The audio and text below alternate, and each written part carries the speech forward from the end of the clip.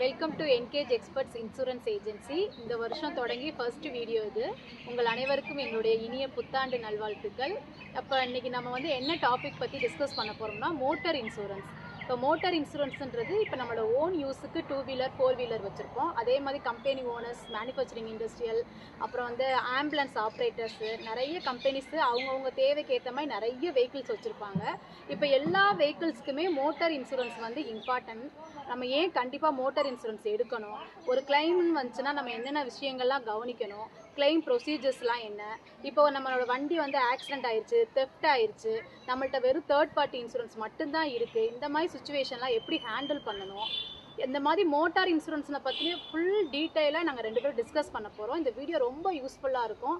வீடியோவை வந்து சேனலை சப்ஸ்கிரைப் பண்ணிக்கோங்க. வீடியோவை ஃபுல்லாக ஸ்கிப் பண்ணாமல் கடைசி வரைக்கும் வாங்க வீடியோக்குள்ளே போகலாம். இப்போ மோட்டார் இன்சூரன்ஸ்னால் என்ன?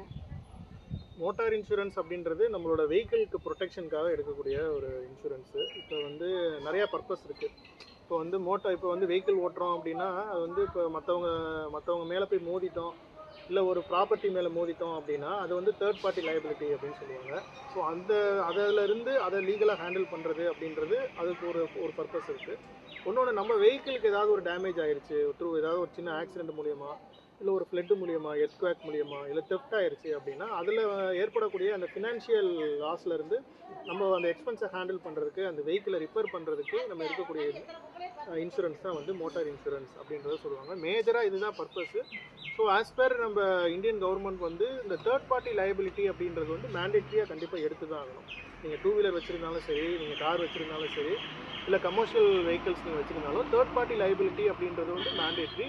அது போக வந்து நம்ம வெஹிக்கிள்க்குரிய டேமேஜை கவர் பண்ணுறது அப்படின்றது நம்ம வந்து நம்மளோட தேவைக்காக நம்ம எடுத்துக்கலாம். என்னென்ன டைப்ஸ்லாம் இருக்குது மோட்டார் இன்சூரன்ஸ்லாம்? அதான் இப்போ நம்ம ஏற்கனவே சொன்ன மாதிரி வெஹிக்கிள் வந்து ஒவ்வொரு டைப் ஆஃப் வெஹிக்கிள்ஸ்க்கு ஒவ்வொரு மாதிரியான இன்சூரன்ஸ் கவரேஜ் வந்து கொடுப்பாங்க. அதில் வந்து என்னென்ன கவரேஜில் டைப் இருக்கும் அப்படின்னா, இப்போ நான் உங்கள்கிட்ட சொன்ன மாதிரி தேர்ட் பார்ட்டி லைபிலிட்டி அப்படின்னு சொல்லிட்டு ஒரு கவரேஜ் இருக்குது. தேர்ட் பார்ட்டி ஒரு பர்சன் மேலே மோதினாலோ, தேர்ட் பார்ட்டி ஒரு ப்ராப்பர்ட்டி மேலே மோதிட்டாலோ கண்டிப்பாக வந்து ஒரு பிரச்சனை ஆகிடும். ஒரு போலீஸ் கேஸ் ஆகும், கோர்ட்டில் வரைக்கும் போகும். ஸோ அதை வந்து ஹேண்டில் பண்ணுறதுக்கு இன்சூரன்ஸ் வந்து கண்டிப்பாக வந்து மேண்டேட்ரி அப்படின்றது ஆஸ் பர் லா. ஸோ அது வந்து ஒரு கவரேஜ். அது போக வந்து காம்ப்ரிஹென்சிவ் கவரேஜ்னு சொல்லுவாங்க, ஓன் டேமேஜ் கவரேஜ். இப்போ வெஹிக்கிளுக்கு ஒரு டேமேஜ் ஆயிடுச்சு அப்படின்னா நம்ம போய் அதை ரிப்பேர் பண்ணுறதுக்கு அது வந்து ஒரு கவரேஜ். இப்போ ஃப்ளட்டில் வந்து டேமேஜ் ஆயிடுச்சு அப்படின்னா அந்த இன்ஜின் ப்ரொடெக்ஷன் கவரேஜ் அப்படின்னு சொல்லிட்டு ஒரு கவரேஜ் இருக்கும். ஃப்ளட்டு வரக்கூடிய ஏரியாஸில் இருக்கக்கூடிய பீப்புள் கண்டிப்பாக இந்த கவரேஜ் வந்து நீங்கள் இன்சூரன்ஸில் எடுத்திருக்கீங்களா அப்படின்றத செக் பண்ணுங்கள். ஏன்னா ஃப்ளட்டு வருது, வெஹிக்கிள் வந்து தண்ணியில் போய் முங்கிருச்சு, இன்ஜின் டேமேஜ் ஆயிடுச்சு அப்படின்னா ரெகுலராக இருக்கக்கூடிய காம்ப்ரிஹென்சிவில் அந்த இன்ஜினோட கவரேஜ் வந்து கிடைக்காது. அது இன்ஜின் ப்ரொடெக்ஷன் சொல்லி நீங்கள் தனியாக வந்து ஒரு ரைடர் வந்து நீங்கள் எடுத்துருக்கணும். அது போக தெஃப்ட் கவரேஜ்னு சொல்லி ஒரு கவரேஜ் இருக்குது. வெஹிக்கிள் வந்து திருடு போயிடுச்சு அப்படின்னா அதை வந்து நீங்கள் அந்த ரைடர் எடுத்திருக்கீங்க அப்படின்னா உங்களுக்கு வந்து கவர் ஆகும். அது போக வந்து இப்போ ஏதாவது பிரேக் டவுன் ஆயிடுச்சு, லாங் ஹைவேஸ் போகும்போது பிரேக் டவுன் ஆயிடுச்சு அப்படின்னா உங்களுக்கு அதை ஹெல்ப் பண்ணுறதுக்குன்னு சொல்லி தனியாக வந்து ஒரு ஆப்ஷன்ஸ் வந்து கொடுத்துருக்காங்க. ஸோ அந்த ஆப்ஷன்ஸ் நீங்கள் சூஸ் பண்ணியிருந்தீங்க அப்படின்னா அந்த கவரேஜ் வந்து நீங்கள் யூட்டிலைஸ் பண்ணிக்கலாம். ஸோ அது போக இன்னும் நிறையா வந்து அந்த டிரைவருக்குரிய பர்சனல் ஆக்சிடென்ட் கவரேஜ், பேசஞ்சருக்குரிய லைபிலிட்டி கவரேஜ், இந்த மாதிரி ஒவ்வொரு வெஹிக்கிள்ஸ்க்கு தகுந்த மாதிரியான கவரேஜஸ் வந்து என்ன டைப் ஆஃப் வெஹிக்கிளோ அதுக்கு தகுந்த மாதிரி நம்ம சூஸ் பண்ணணும். மோட்டார் இன்சூரன்ஸ் வந்து நம்ம இந்தியாவில் கண்டிப்பாக மேண்டேட்ரி. அது இப்போ வந்து 2 வீலர் 4 வீலர் வச்சுருக்கோம், லாஜிஸ்டிக் கம்பெனிஸ் வச்சுருப்பாங்க, டாக்ஸி கம்பெனிஸில் எப்படி செலக்ட் பண்ணணும் மோட்டார் இன்சூரன்ஸை வந்து ஒவ்வொருத்தவங்களும் அவங்களோட தேவைகளுக்கு ஏற்ற மாதிரி, அந்த வெஹிக்கிளுக்கு ஏற்ற மாதிரி எப்படி செலக்ட் பண்ணணும்? இப்போ வெஹிக்கிள் நீங்கள் வாங்கும்போது உங்களுக்கு டீலர் பாயிண்டில் உங்களுக்கு இன்சூரன்ஸ் வந்து பண்ணி கொடுத்துருவாங்க. நீங்கள் வருஷம் கரெக்டாக அந்த ரெனுவல் டேட்டுக்கு முன்னாடி நீங்கள் வந்து ப்ராப்பராக ரெனுவல் பண்ணிகிட்டே இருக்கணும். ஒன்று. ரெண்டாவது, வெஹிக்கிள் வந்து நீங்கள் செல் பண்ணுறீங்க இல்லை செகண்ட் ஹேண்ட் வெஹிக்கிள் வாங்குறீங்க அப்படின்னா அதுக்கு ப்ராப்பராக இன்சூரன்ஸ் இருக்கான்னு செக் பண்ணுங்கள். இன்சூரன்ஸ் இல்லை அப்படின்னா அதை நீங்கள் இன்சூரன்ஸ் போட்டு யூஸ் பண்ணுறதுக்கு நீங்கள் வந்து ஆரம்பிச்சிடுங்க. இன்சூரன்ஸ் கம்பெனியில் போய் நீங்கள் கேட்டாலே அதெல்லாம் அவங்க பார்த்துக்குவாங்க. நீங்கள் என்ன டைப் ஆஃப் வெஹிக்கிள் வச்சுருக்கீங்களோ அதுக்கு தகுந்த மாதிரி இன்சூரன்ஸ் கவரேஜ் வந்து அவங்க வந்து பண்ணி கொடுத்துருவாங்க. நான் சொல்ல எக்ஸ்ட்ரா ரைடர் கவரேஜ், எக்ஸ்ட்ரா கவரேஜஸ்லாம் வந்து உங்களுக்கு தேவைப்பட்டால் நீங்கள் வந்து எடுத்துக்கலாம். நீங்கள் வந்து கேட்கலாம். இப்போ நீங்கள் ஃப்ளட்டு வரக்கூடிய ஏரியாவில் நான் இருக்கேன், இன்ஜின் ப்ரொடெக்ஷனுக்குன்னு சொல்லி எனக்கு கவரேஜ் வேணும் அப்படின்றத நீங்கள் கேட்கலாம். இல்லை இந்த மாதிரி வந்து நான் ரொம்ப அதிகமாக நான் வந்து ஹைவேஸ் ட்ராவல் பண்ணுவேன், ரொம்ப லாங் ட்ராவல் பண்ணுவேன், ஸோ பிரேக் டவுன் எனக்கு ஆயிடுச்சு அப்படின்னா எனக்கு அதை வந்து ஹேண்டில் பண்ணுறதுக்கு, இந்த டோவிங்லாம் வந்து எனக்கு ஹெல்ப் பண்ணுறதுக்குலாம் வந்து இன்சூரன்ஸ் கம்பெனி சப்போர்ட் வேணும் அப்படின்னா அதுக்கு தனியாக உள்ள இந்த கவரேஜ் வந்து நம்ம சூஸ் பண்ணிக்கலாம். இப்போ நீங்கள் வந்து ஸ்கூல் வேன், காலேஜ் வேன் வச்சுருக்கீங்க, இப்போ ஒரு செகண்ட் ஹேண்ட் வெஹிக்கிள் வாங்கியிருக்கீங்க அப்படின்னா பேசஞ்சர் லைபிலிட்டி இன்சூரன்ஸ் அவங்க அது ஏற்கனவே இருக்கக்கூடிய வெஹிக்கிளில் இருக்கான்னு பாருங்கள். அப்படி இல்லை அப்படின்னா அந்த கவரேஜோடு நீங்கள் வந்து திரும்ப நீங்கள் ரெனுவல் பண்ணும்போது அந்த கவரேஜோடு நீங்கள் ரெனுவல் பண்ணி வச்சுக்கோங்க. ஸோ அதே மாதிரி ஆம்புலன்ஸ் வச்சுருக்கீங்க அப்படின்னா நீங்கள் அந்த ஆக்சிடென்ட் ரிலேட்டடான கவரேஜஸ்லாம் அதில் இருக்கான்றதை செக் பண்ணுங்கள். புது வெஹிக்கிள் அப்படின்னா அவங்க பண்ணி கொடுத்துருவாங்க. செகண்ட் ஹேண்ட் வெஹிக்கிளாக வாங்கும்போது அந்த கவரேஜ் இருக்கான்னு செக் பண்ணுங்கள். கவரேஜ் இல்லை அப்படின்னா நீங்கள் ரெனுவல் பண்ணும்போது அந்த கவரேஜோடு நீங்கள் வந்து ரெனுவல் பண்ணிக்கலாம். இப்போ ஒவ்வொரு வருஷமே ஃப்ளட்டு வருது, மழையில் வந்து நிறைய காஸ்ட்லியான கார்கள் எல்லாம் அப்படியே நீந்து போகிற மாதிரிலாம் நம்ம நியூஸில் பார்க்குறோம். அப்போ அவங்கெல்லாம் அந்த மாதிரி டிஸ்ட்ரிக்டில் இருக்கவங்களாம் அந்த இன்ஜினுக்குன்னு தனியாக இருக்கிற ஆப்ஷன் கண்டிப்பாக அவங்க எடுத்துக்கணும். அவங்களுக்கு ரொம்ப யூஸ்ஃபுல்லாக இருக்கும். ஏன்னா அவ்வளோ காஸ்ட்லியாக போட்டு ஒவ்வொரு காரும் வாங்குறாங்க அவங்கெல்லாம். இப்போ வந்து என்னென்ன ஒரு பாலிசி வந்து மோட்டார் இன்சூரன்ஸ் எடுக்கிறப்ப அவங்க என்னென்ன தவறுகள் செய்கிறாங்க எடுக்கிறப்ப, இதெல்லாம் வந்து மறைச்சிடுறாங்க. என்னன்னா மோஸ்ட்லி என்ன பண்ணுவாங்கன்னா எனக்கு ப்ரீமியம் வந்து கம்மியாக இருக்கணும் அப்படின்ற மாதிரி தான் திங்க் பண்ணுவாங்க கஸ்டமர். இப்போ வந்து எனக்கு எந்த கம்பெனி ப்ரீமியம் கம்மியாக கொடுக்குறாங்களோ அந்த கம்பெனியில் நான் பண்ணிட்டு போயிடுவேன் அப்படின்ற மாதிரி திங்க் பண்ணுவாங்க. ப்ரீமியம் மட்டும் நீங்கள் பார்க்கக்கூடாது. நீங்கள் என்னென்ன பார்க்கணுன்னா கவரேஜ் வந்து உங்கள் வெஹிக்கிளோட வேல்யூ என்ன அப்படின்றத ஒன்று பார்க்கணும். புது வெஹிக்கிளாக இருக்குது, 5 வருஷத்துக்குள்ளே வெஹிக்கிளோட ஏஜ் வந்து கம்மியாக இருக்குது அப்படின்னா நீங்கள் வந்து இந்த பம்பர் டு பம்பர் இன்சூரன்ஸ்னு சொல்லிட்டு ஒரு இன்சூரன்ஸ் இருக்குது, ஃபுல் கவரேஜ் இன்சூரன்ஸ். அதில் வந்து பார்த்தீங்கன்னா டிடக்ஷனே இல்லாமல் உங்களுக்கு ஏதாவது நீங்கள் ஒரு டேமேஜ் ஆயிடுச்சுன்னு சொல்லி கிளைம் பண்ணும்போது உங்களுக்கு கிளைம் வந்து ஃபுல் அமௌண்ட் கிடைக்கிறதுக்கு வாய்ப்புகள் இருக்குது. ஸோ லக்ஸரி வெஹிக்கிள் வச்சுருக்கீங்க இல்லை நியூ வெஹிக்கிள்ஸுக்கு வந்து நீங்கள் பம்பர் டு பம்பர் இன்சூரன்ஸ் வந்து அந்த நேரத்தில் நம்ம சூஸ் பண்ணணும். ஸோ ப்ரீமியம் கம்மியாக இருக்குது அப்படின்ற மாதிரி நம்ம வந்து போகக்கூடாது. அதே நேரத்தில் எக்ஸ்க்ளூஷன் டிடெக்டபிள்ஸ்லாம் என்னென்னலாம் போட்டிருக்காங்க அப்படின்றத கொட்டேஷன்லேயே நீங்கள் செக் பண்ணணும். இப்போ ப்ரீமியம் வந்து உங்களுக்கு கம்மியாக கொடுக்குறாங்கன்னா டிடெக்டபிள் வந்து அதிகமாக போட்டிருப்பாங்க. டிடெக்டபிள் அப்படின்றது என்ன அப்படின்னா ஒரு கிளைம் பண்ணும்போது நம்ம கையிலேருந்து பேர் பண்ணக்கூடிய ஒரு சில எக்ஸ்பென்சஸ் இருக்குது. ஒரு 50,000 நீங்கள் கிளைம் பண்ணுறீங்கன்னா 50,000 வராது. இப்போ அதில் வந்து உங்களுக்கு அந்த டிடெக்டபிள் வந்து அதிகமாக போட்டு கொடுப்பாங்க. நீங்கள் கையிலேருந்து பே பண்ண வேண்டியதை வந்து அதிகமாக போட்டு கொடுப்பாங்க. அது போக வந்து ஒரு நல்ல இன்சூரன்ஸ் கம்பெனியாக நீங்கள் வந்து சூஸ் பண்ணுங்கள். உங்களுக்கு கிளைம் வந்து ப்ராப்பராக உங்களுக்கு வந்து ப்ராசஸ் பண்ணி டிரான்ஸ்பரண்ட்டாக ப்ராசஸ் பண்ணக்கூடிய கம்பெனிஸ் வந்து சூஸ் பண்ணுங்கள். ஸோ இது எல்லாமே நீங்கள் வந்து பார்க்கணும். இது எல்லாமே பார்க்கணும். ப்ளஸ் வந்து உங்களுக்கு தேவையான கவரேஜஸ் எல்லாமே இருக்கா. நீங்கள் கமர்ஷியல் வெஹிக்கிளாக இருக்கீங்க, பிஸ்னஸ் பர்பஸ்க்காக யூஸ் பண்ணுறீங்கன்னா உங்களுக்கு என்னென்னலாம் ரிஸ்க் இருக்கோ அந்த ரிஸ்க்கெல்லாம் கவர் பண்ணுற மாதிரியான இன்சூரன்ஸ் நீங்கள் கரெக்டாக எடுத்திருக்கீங்களா அப்படின்றத செக் பண்ணுங்கள். ரெண்டாவது வெஹிக்கிளோட வேல்யூவை கம்மியாக போட்டு நீங்கள் வந்து இன்சூரன்ஸ் பண்ணிங்கன்னா உங்களுக்கு ப்ரீமியம் வந்து கம்மியாக தான் வரும். ஒரு 30 லட்ச ரூபாக்குரிய வேனை வந்து 20 லட்ச ரூபாய்க்கு நீங்கள் இன்சூரன்ஸ் பண்ணிங்கன்னா உங்களுக்கு வந்து ப்ரீமியம் கம்மியாக இருக்கும். நாளைக்கு ஏதாவது ஒரு ப்ராப்ளம் சொல்லி நீங்கள் ஒரு கிளைம் பண்ணும்போது உங்களுக்கு வந்து கிளைம் வந்து ரொம்ப கம்மியாக தான் கிடைக்கும். ஸோ அதனால் கரெக்டான வேல்யூவில் நீங்கள் வந்து இன்சூரன்ஸ் பண்ணுறீங்களா அப்படின்றது ரொம்ப முக்கியமான விஷயம். இந்த மாதிரி தவறுகள் நிறைய பேர் செய்கிறாங்க. நிறைய கஸ்டமர்ஸ் வந்து நம்மள்ட்டே அப்படி கேட்குறாங்கல்ல, இவங்க கம்மியாக வந்து அமௌண்ட் போட்டுட்டு நம்மள்ட்ட வந்து கேட்டுட்டு இருப்பாங்க, இந்த கிளைம் கிடைக்க மாட்டேது, வைக்க மாட்டேது. அது கரெக்டாக வந்து பண்ணணும். ஏன்னா ஒவ்வொரு கஸ்டமர் வந்து யூசேஜை பொறுத்து அவங்களுக்கு என்னென்னலாம் ரிஸ்க் இருக்குது. ஏன்னா இப்போ கிளைம் வந்து வராத வரைக்கும் ஒன்றும் தெரியாது. ஏதாவது ஒரு கிளைம் வந்துருச்சு அப்படின்னா தான் வந்து உங்களுக்கு வந்து நம்ம என்னென்ன இந்த மாதிரி நம்ம தவறெல்லாம் பண்ணிட்டோம் அப்படின்றதே அதுக்கப்புறம் தான் அவங்க வந்து உணர்வாங்க. ஸோ அதனால் ஒரு நல்ல ஒரு ட்ரஸ்டடான ஒரு அட்வைசர் கிட்ட நீங்கள் வந்து கேளுங்க. கேட்டுட்டு அதுக்கு தகுந்த மாதிரி நீங்கள் வந்து கவரேஜ் வந்து சூஸ் பண்ணுங்கள். இப்போ மோட்டார் இன்சூரன்ஸை பற்றி இருக்க தவறான புரிதல்கள்லாம் என்னென்ன?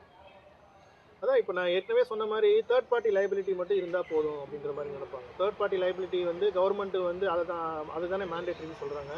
அதனால் தேர்ட் பார்ட்டி மட்டும் நாங்கள் எடுத்துக்கிறோம் அப்படின்னு சொல்லுவாங்க. வெஹிக்கிள் பார்த்தீங்கன்னா புது வண்டியாக இருக்கும். ஸோ வெஹிக்கிளுக்கு ஏதாவது ஒரு டேமேஜ் ஆயிடுச்சு அப்படின்னா அவங்களால கிளைம் பண்ண முடியாது. தெஃப்ட் ஆயிடுச்சுன்னா ஒன்றுமே பண்ண முடியாது. இப்போ வந்து ஒரு எர்த்குவேக் ப்ரோன் ஏரியாவில் இருக்கீங்க, இல்லை வந்து ஒரு ஃப்ளட் வரக்கூடிய ஏரியாவில் இருக்கீங்க அப்படின்னா உங்களுக்கு வெறும் தேர்ட் பார்ட்டி மட்டும் நீங்கள் எடுத்தீங்க அப்படின்னா ஒன்றுமே வந்து பண்ண முடியாது. ஸோ இதுதான் வந்து மேஜராக இது பண்ணுவாங்க. என்சிபின்னு சொல்கிறாங்க. என்சிபின்றது என்சிபி அப்படின்றது வந்து நோ கிளைம் போனஸ்ன்னு சொல்லுவாங்க.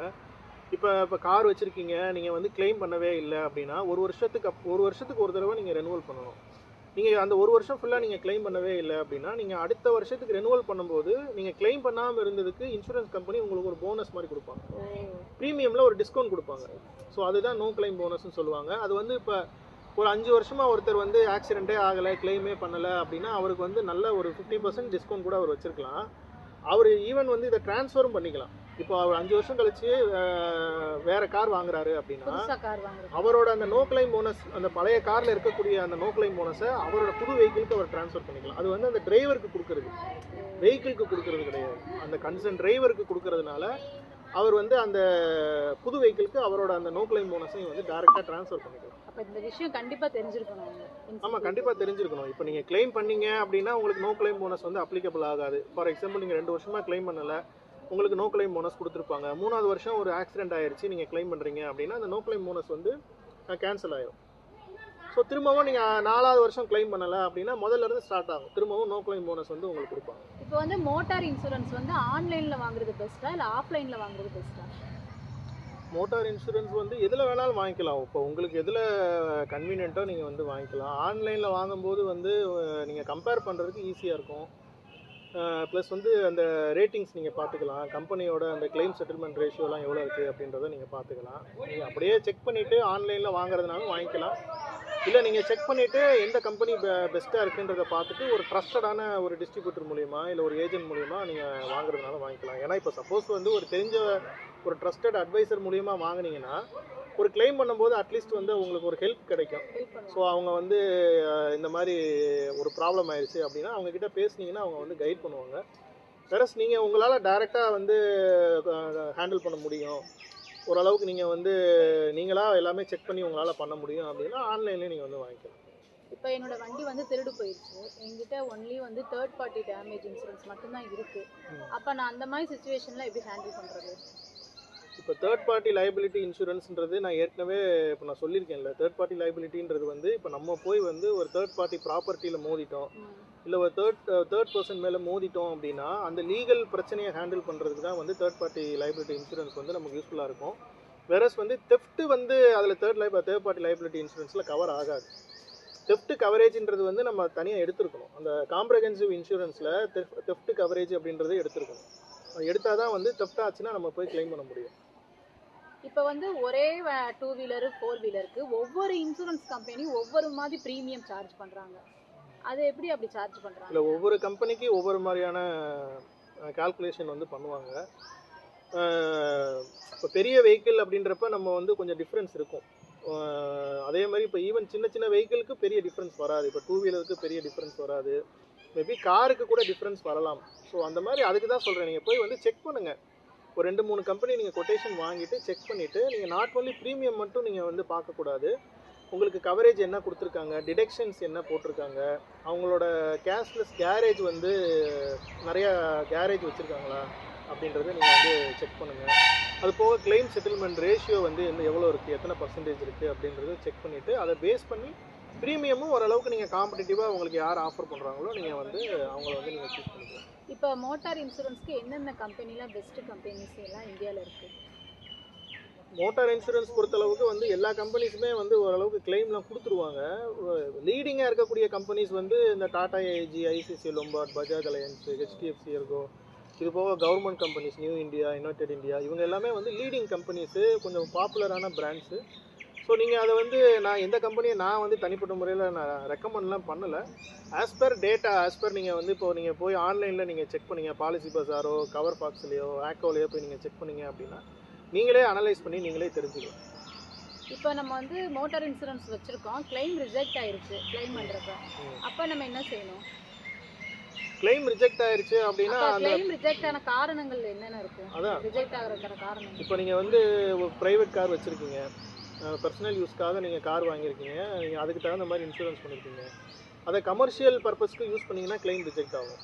அதே மாதிரி டிரைவர் வந்து ஆல்கஹால் கன்சியூம் பண்ணியிருக்காரு, அந்த அவர் வந்து நிதானமாக வந்து இல்லை அப்படின்னா கிளைம் வந்து கண்டிப்பாக ரிஜெக்ட் ஆகும். ப்ராப்பர் லைசன்ஸ் இல்லாமல் நீங்கள் வந்து காரை ஓட்டினீங்க, இல்லை வந்து வேறு யாருக்கோ நீங்கள் உங்கள் காரை கொடுத்து அவர் போய் எங்கேயாவது மோதிட்டாரு அப்படின்னா கண்டிப்பாக அதெல்லாம் வந்து கிளைம் வந்து ரிஜெக்ட் ஆகும். ஸோ இந்த மாதிரி வந்து என்னென்னலாம் உங்களுக்கு லீகல் விஷயங்கள் என்னென்னலாம் இருக்குன்றதை தெரிஞ்சுக்குங்க. அந்த பாலிசிக்கு கவர் ஆகாத விஷயங்கள், மற்ற விஷயங்கள்லாம் வந்து கவரேஜ் வந்து தரமாட்டாங்க.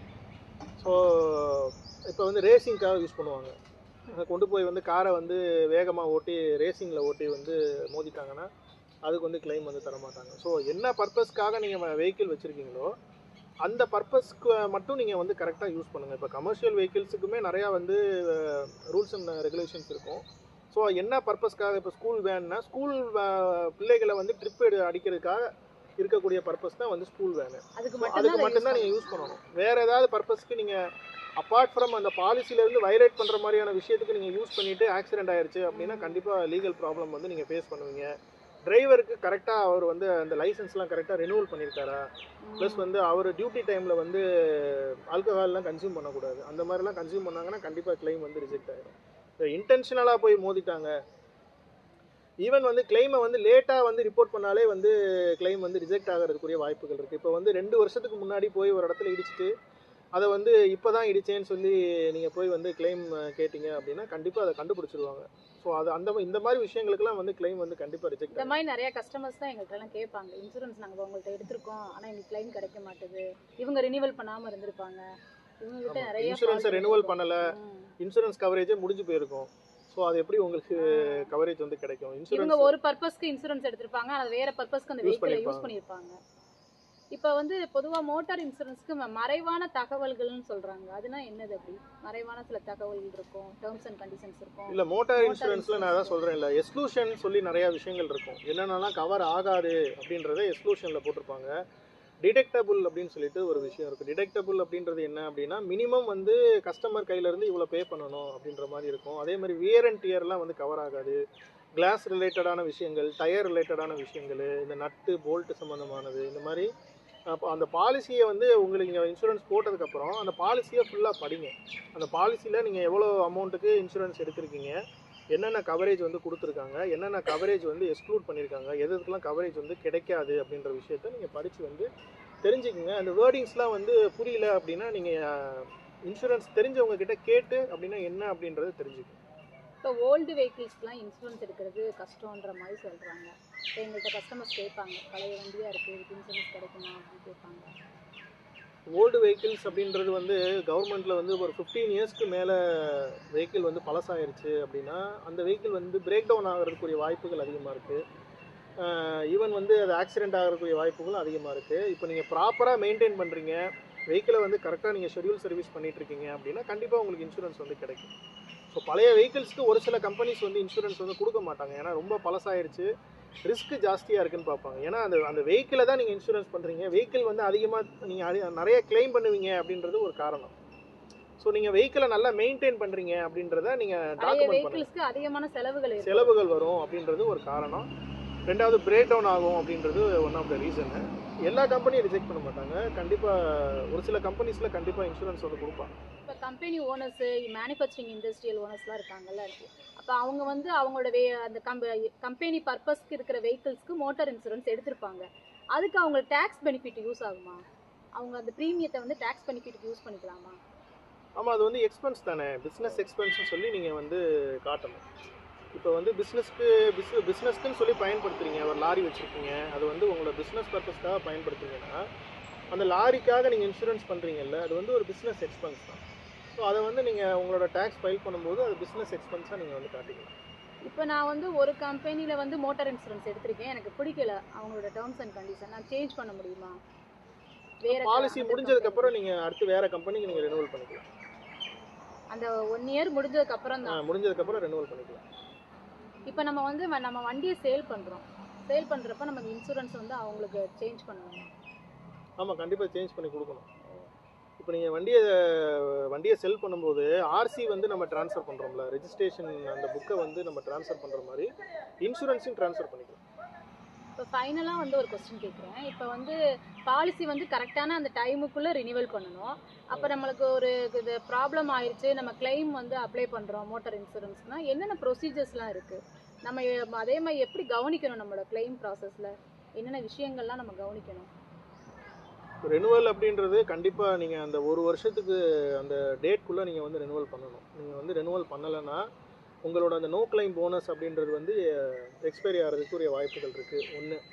ரெண்டாவது, நீங்கள் ரொம்ப நாள் வந்து பிரேக் இன் பண்ணிட்டீங்க, இன்சூரன்ஸ் நீங்கள் ரெனுவல் பண்ணாமல் விட்டுட்டீங்கன்னா திரும்ப போய் புதுசாக இன்சூரன்ஸ் நீங்கள் கேட்கும்போது வெஹிக்கிளை இன்ஸ்பெக்ஷன் பண்ணாமல் இன்சூரன்ஸ் வந்து கொடுக்க மாட்டாங்க.